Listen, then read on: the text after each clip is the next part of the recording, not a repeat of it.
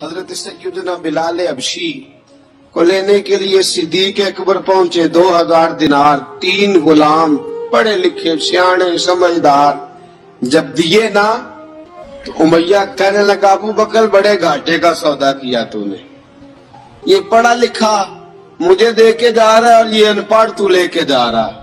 یہ خوبصورت رومی غلام دے کے جا رہا ہے اور یہ حبشی کالے رنگ کا تو لے کے جا رہا ہے، اور 50 دینار کا غلام 2000 دینار میں تو لے کے جا رہا ہے۔ حضرت جناب سیدنا صدیق اکبر رضی اللہ تعالیٰ کہنے لگے امیہ تو کافر ہے، لیکن تو نے ابھی بھی پیسے تھوڑے مانگے ہیں،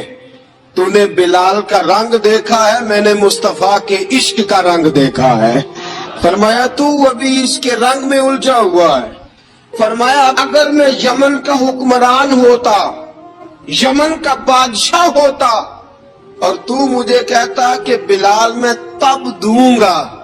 جب تو مجھے یمن کی حکمرانی دے گا، فرمایا میں تجھے یمن کی حکمرانی بھی دے دیتا لیکن بلال کو ضرور خرید کے لے جاتا۔